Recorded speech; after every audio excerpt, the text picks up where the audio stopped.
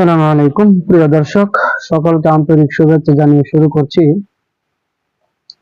যে ইসরায়েল নামক যে দেশটি, এটা কিভাবে এত শক্তিশালী হলো, এত শক্তিশালী রাষ্ট্রে কিভাবে পরিণত হলো ইসরায়েল নামক যে দেশ এটি। তো আজকে আপনাদেরকে আমি বিবিসি নিউজ থেকে এই বিষয়টা আপনাদেরকে জানানোর চেষ্টা করব। তো আমরা যদি প্রথমে এখানে লক্ষ্য করি, এই যে এখানে আমরা যে বিষয়গুলো দেখতে পাচ্ছি, এই বিষয়গুলো একটু মনোযোগ সহকারে আপনারাও পড়ুন, আমিও আপনাদেরকে পরে পরে শোনাচ্ছি। তো মধ্যপ্রাচ্যের মুসলিম দেশগুলোর মাঝখানে ছোট্ট একটি দেশ ইসরায়েল।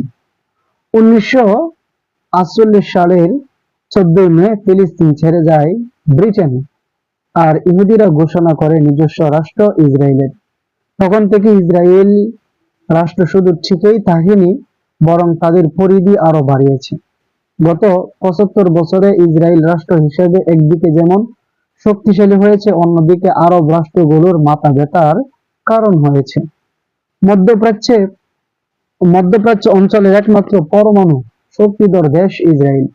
তারা একমাত্র দেশ যারা শুধুমাত্র ধর্মের ভিত্তিতে সরাসরি নাগরিকত্ব দেয়, যেটা পৃথিবীর যে প্রান্তেরই ইহুদি হোক না কেন। 75 বছরে বিজ্ঞান, প্রযুক্তি, অর্থনীতি বা সামরিক দিক দিয়ে বিশ্বে একটা শক্ত অবস্থান তৈরি করেছে ইসরায়েল।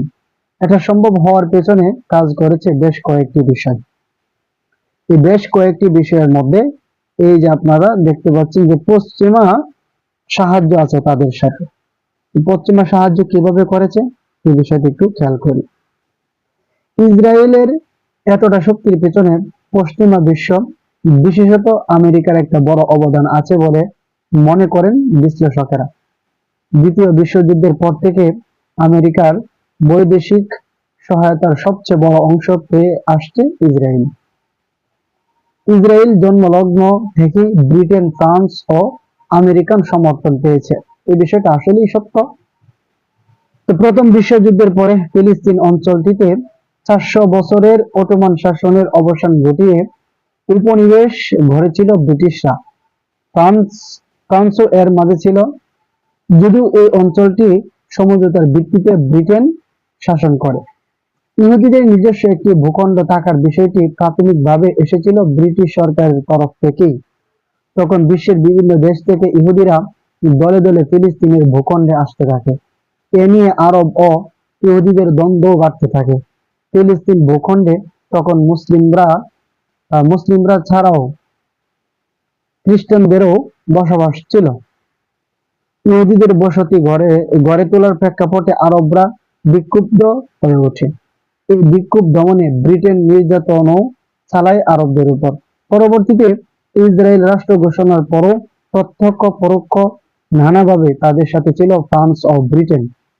মধ্যপ্রাচ্যের দেশগুলোর মধ্যে শুধুমাত্র ইসরায়েল গণতন্ত্র প্রতিষ্ঠা করতে সক্ষম হয়, এবং সে গণতন্ত্রকে সমর্থন দেয় ফ্রান্স এবং ব্রিটেন, বলেন মালয় বিশ্ববিদ্যালয়ের অধ্যাপক ডক্টর সৈয়দ মাহমুদ আলী।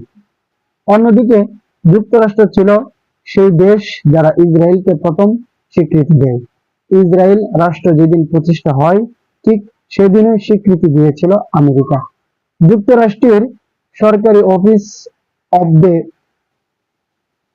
হিস্টোরিয়ানসে উল্লেখ রয়েছে, হ্যারিয়াস ট্রুম্যান 1946 সালে আমেরিকার প্রেসিডেন্ট হওয়ার পরপরই ইহুদি রাষ্ট্রের ব্যাপারে তার সমর্থন ঘোষণা করেন। আর 1948 সালে ইসরায়েল রাষ্ট্র ঘোষণা হলেও এ অঞ্চলে ব্রিটেন ও ফ্রান্সের প্রভাবটাই বেশি ছিল। কিন্তু আমেরিকার সাথে সম্পর্ক আরো দৃঢ় হয় 1956 সালে দ্বিতীয় আরব ইসরায়েল যুদ্ধের প্রেক্ষাপটে।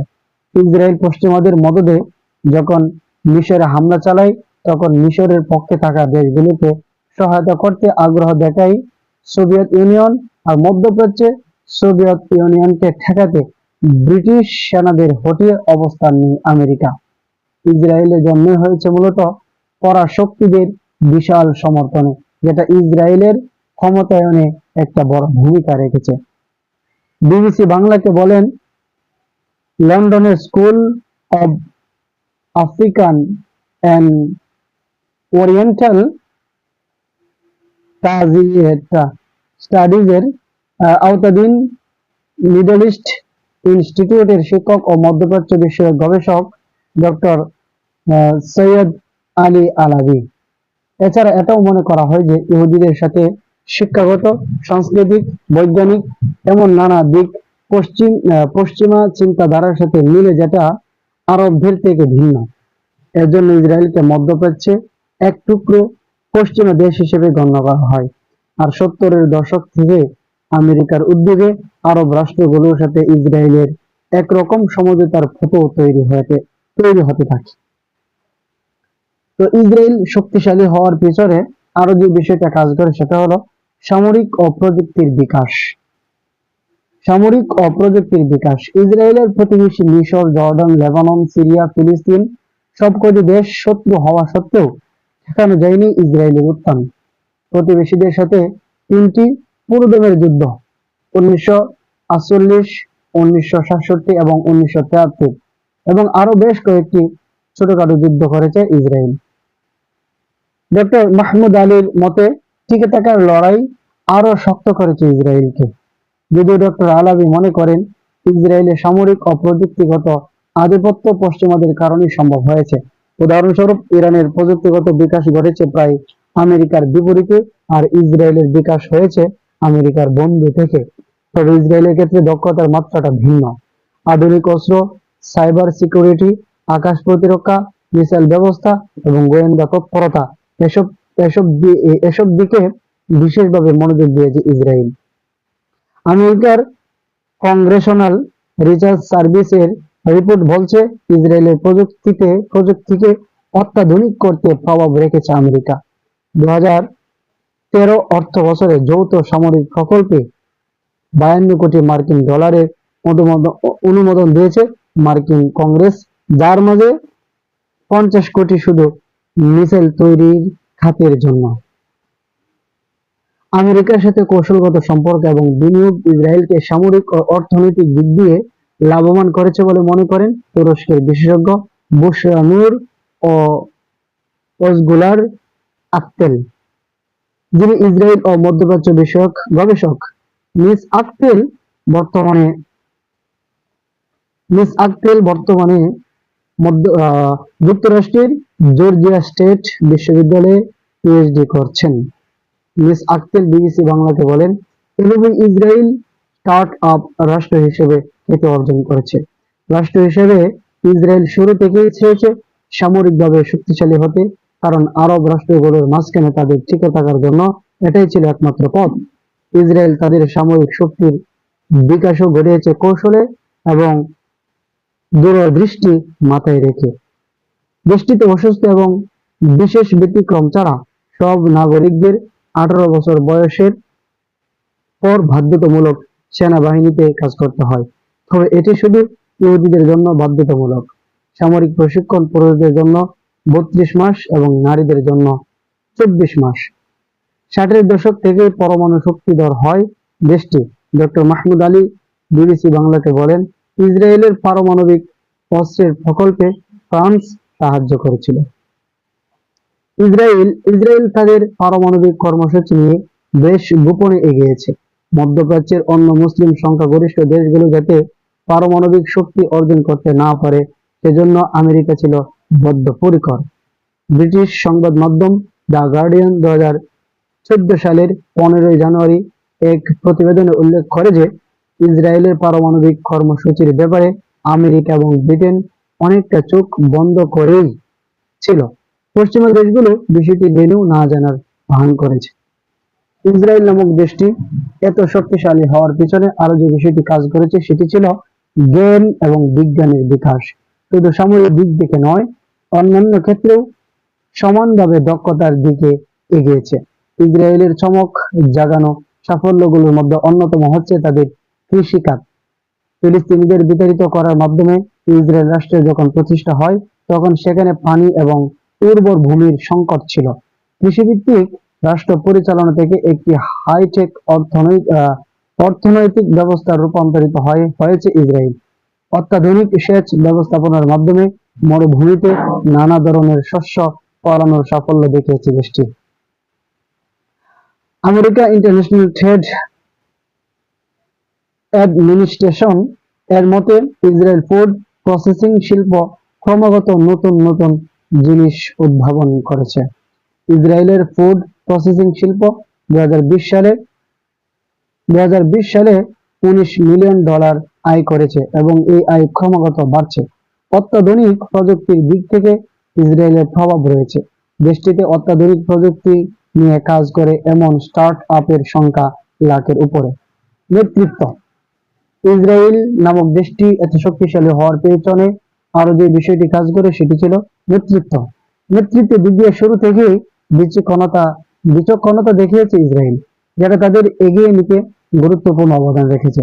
দেশটির নেতৃত্ব সামরিক, কৃষি, শিক্ষা, উদ্ভাবন এবং আন্তর্জাতিক সম্পর্কের ক্ষেত্রে দীর্ঘমেয়াদী চিন্তা করেছে। মিস আক্তেলের মতে তাদের নেতৃত্বের স্টাইল এবং নীতি নির্ধারণ একটু ভিন্ন ধরনের। তারা সিদ্ধান্ত গ্রহণের ক্ষেত্রে দীর্ঘমেয়াদী লক্ষ্য এবং আন্তর্জাতিক সম্পর্ককে অগ্রাধিকার দেয়, বলেন মিস আক্তেল। ইসরায়েলের ইহুদিরা মূলত এ অঞ্চলে এসেছিল বাইরের ভূখণ্ড, বিশেষত ইউরোপ থেকে। ডক্টর মাহমুদ আলীর মতে অষ্টাদশ থেকে ঊনবিংশ শতাব্দীতে ইউরোপে জ্ঞানের যে ব্যাপক বিকাশ ঘটে সেটার অংশ ছিল ইহুদি জ্ঞানী বা পাণ্ডিত্য সম্পন্ন ব্যক্তিবর্গ, যারা অতি জ্ঞানী, আধুনিক, শিক্ষিত এবং জাতিগোষ্ঠী হিসেবে ইসরায়েল প্রতিষ্ঠা করেন। তারা 30 ও 40-এর দশকে ইসরায়েল অঞ্চলে এসেছিলেন এবং তাদের সহযোগিতায় ইসরায়েল উচ্চ শিক্ষিত একটি বৈজ্ঞানিক রাষ্ট্রে পরিণত হয়। মধ্যপ্রাচ্যে যেখানে দারিদ্র্য, বৈষম্য ও শিক্ষার অভাব ছিল, সেখানে ইসরায়েল একটি ভিন্ন সমাজ এবং রাষ্ট্র ব্যবস্থায় উপনীত হয়, বলেন ডক্টর আলী। তবে যতই আধুনিক বা শক্তিধর হোক না কেন, মিস আক্তেলের মতে এর পেছনে তাদের আন্তর্জাতিক আইনের লঙ্ঘন, ফিলিস্তিনি ভূখণ্ডের দখল এবং মানুষের উপর সহিংসতার বিষয়টি উপেক্ষা করা যায় না। তো এরপর আমরা যে বিষয়গুলো লক্ষ্য করলাম, যেখানে কয়েকটা বিষয় আমরা লক্ষ্য করেছি। নেতৃত্ব ছিল, জ্ঞান বিজ্ঞানের বিকাশ ছিল, এরপরে ছিল আমাদের সামরিক ও প্রযুক্তির বিকাশ, এরপরে ছিল পশ্চিমা সাহায্য। তো সামরিক শক্তিতে তারা যে শক্তি অর্জন করেছে, এই বিষয়গুলো যদি আমরাও অর্জন করি, মুসলমান দেশ হিসাবে বা অন্য কোনো দেশ যদি এই বিষয়গুলো অর্জন করে, সামরিক ও প্রযুক্তির বিকাশ যদি করে, তাহলে যে কোনো দেশ তারা পৃথিবীর বুকে তারা কি করতে পারবে, তারা ওইরকম নেতৃত্ব অবশ্যই দিতে পারবে। কিন্তু আজ আমরা এইগুলো করি না। সামরিক শক্তিতে এবং প্রযুক্তির বিকাশ আমরা ঘটাই না ঘটানোর কারণে আমাদের যেটা হয়, আমরা সেই আগের যুগের মতো, যে সময় এই প্রযুক্তি ছিল না, তখন যেভাবে চলতাম, যেভাবে আমাদের পূর্বপুরুষরা চলতো, এই বর্তমান প্রজন্ম আমরা ঠিক ওইভাবেই চলি। যার কারণে আজকে ইসরায়েল যে কোনো দেশে চাইলেই তারা কি করতে পারে, আক্রমণ করতে পারে। কারণ তারা প্রযুক্তির ক্ষেত্রে এতটাই বিকাশ করেছে, যে কোনো প্রযুক্তিকে তারা কি করতে পারে, তারা টেক্কা দিতে পারে। এমনকি যে কোনো প্রযুক্তিকে তারা ফাঁকি দিয়ে শত্রুর একেবারে বাড়িতে গিয়ে তারা আক্রমণ করে নির্দ্বিধায় চলে আসতে পারে, যেটা আসলে আমাদের পক্ষে সম্ভব না। আমরা তাদেরকে ঠেকাইতেও পারবো না। তো এই ছিল আজকের এই প্রতিবেদন, আমরা দেখেছি বিবিসি নিউজ থেকে। তা আরো এইরকম গুরুত্বপূর্ণ বিষয় পাওয়ার জন্য অবশ্যই আমাদের সাথে থাকবেন, আমাদের চ্যানেলের সাথে থাকবেন, আমাদের পেজের সাথে থাকবেন। এবং অবশ্যই যদি আপনি নতুন হয়ে থাকেন এবং আপনার যদি বিন্দু মাত্র ভালো লেগে থাকে, তাহলে অবশ্যই চ্যানেলটিকে সাবস্ক্রাইব করে তার পাশে থাকবেন। আসসালামু আলাইকুম ওয়া রাহমাতুল্লাহি ওয়া বারাকাতুহু।